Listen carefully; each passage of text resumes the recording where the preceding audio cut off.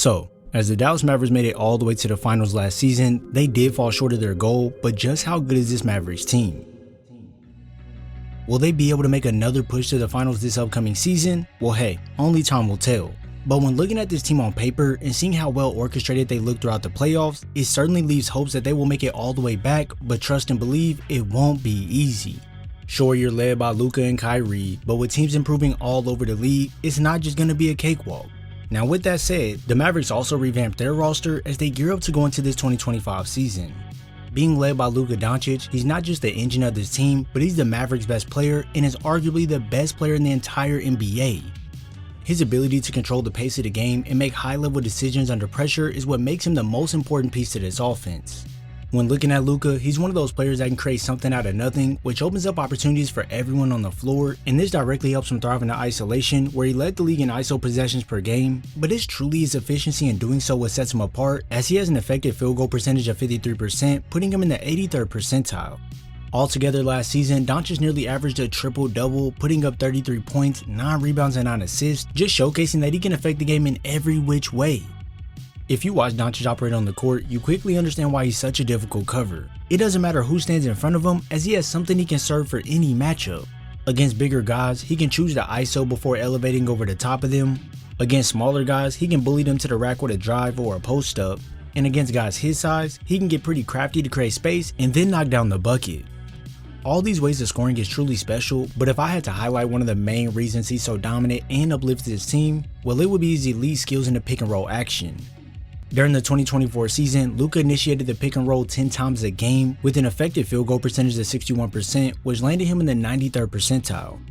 When he's using these screens, it's truly like a game of cat and mouse, because sometimes he'll use it to go right past you to go score inside, but say the defenders to get overzealous when recovering, well, Luka can snatch back to then drain one from deep. Doncic for 3. This right here truly keeps the defense on their toes, as they'll never know when he'll use that craftiness to snake into him to then pull up. And if any one of the help defenders is sleeping, well, we already know what happens next. And it's a long finishes! This ability of his to carry the team on his own is simply amazing, but when you add in that he does have help from his other star counterpart in Kyrie Irving and the new sharpshooter in Klay Thompson, it further shows why Luka's diverse skill set is majorly important. With guys like Irving and Klay who don't need a ton of space or time to capitalize on the moment, it makes for a beautiful environment in Dallas, as the offense is mainly centered around Luka, with him creating plays for everyone on the floor. Floater, Jones, now this isn't to say that Kyrie can't be the guy to create offense like Luka, because when you put the ball in the hands of an elite player like Kyrie Irving, good things are bound to happen. Back when Kyrie first came over to Dallas, a lot of people had questions about the fit next to Luka, but now after reaching the finals together, I'm pretty sure that everyone can agree that they're a pretty good fit next to one another. Kyrie isn't one of those guys that came in and demanded a heavy role, as he's allowed Luka to just play his game while working off of him, and then when Doncic comes out the game, Kyrie puts it into another gear. When looking at his averages over the 2 seasons with the Mavericks, Kyrie put up 26 points and 5 assists on 50% shooting from the field and 40% from deep. And now when you shift over to the 11 games Kyrie played in Dallas without Luka, Irving reined in 30 points a night with 6 assists to go along with it, while converting 48% of his shots from the field and 39% from deep. So yeah, whether or not Luka is there, Kyrie will make his impact regardless. Now the way he gets his buckets aren't really off the ISO, as now he works off Doncic very well and will use his gravity to attack. Other times he might be set up and knock down a 3 off the catch. And then when he calls for it, Kyrie will simply just be Kyrie.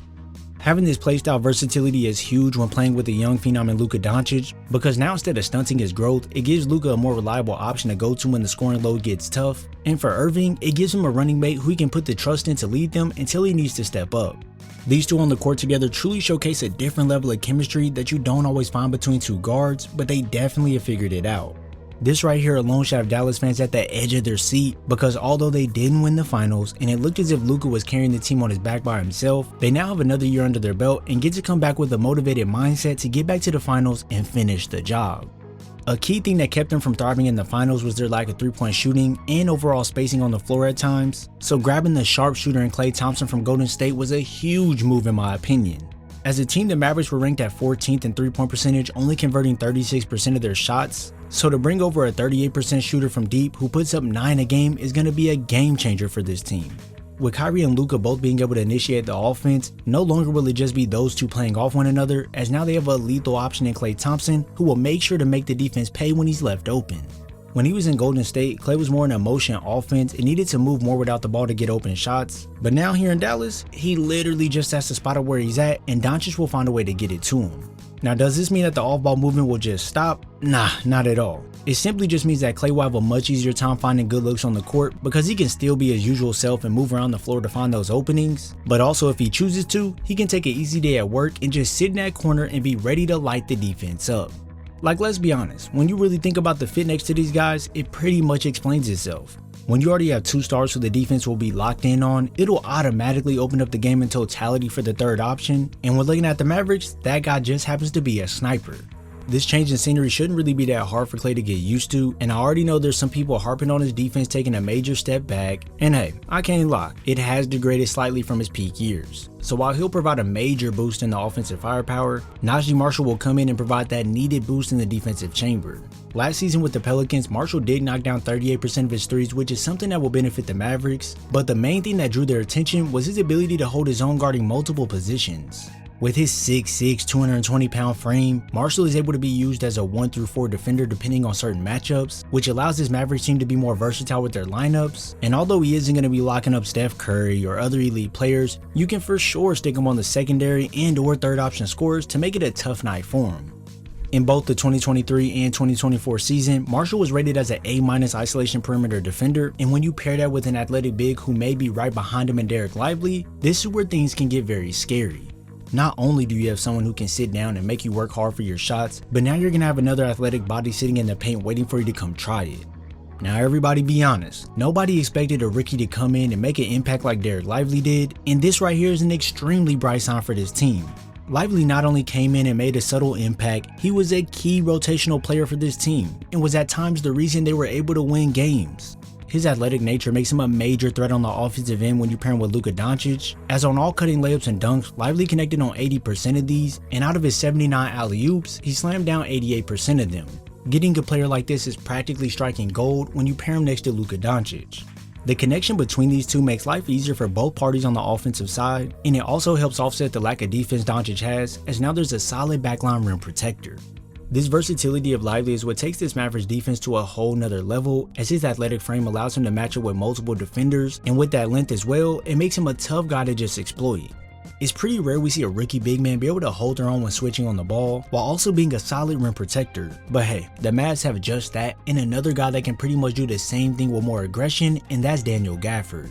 Now listen, I get it. None of these guys are your Shaq, Embiid, or Giannis type bigs when we talk about dominance. But what they are is the exact future of the NBA big man for years to come. It's now either you're a stretch big who can provide that spacing needed, or you're a big who can be a lob threat on the offensive end, and then on defense, you're able to cover multiple positions while being a solid shot blocker. Last season, Daniel Gafford averaged 2 blocks per game, while making players shoot nearly 6% less than their average on all shots less than 6 feet, which shows you just how valuable he is. When you talk about rim protection, well, you have to bring up Lively and Gafford, because these two will be providing the lift in that department, which allows their guards to play a little more aggressive on the perimeter, as they now know they have reliable help on the backside. Now, to go along with that energetic lift that Lively and Gafford bring, it may not be in the same way, but for an energetic breakout I see coming, I have Jaden Hardy's name all over it. This young guy right here is fearless, and will find a way to get his shot off, and will constantly put pressure on the defense. I understand that he doesn't always make the best decisions and he can get a little sped up at times, but take some time with him and some polishing and this kid can be extremely good. Now there's something I want you all to do for me, and that's tell me about how you all feel about Quentin Grimes and what do you think he will bring to this team. If you enjoyed this video, make sure you drop a like, subscribe, and turn on post notifications so you're first to know when I upload. I thank you all for your support and I'll see you in the next video.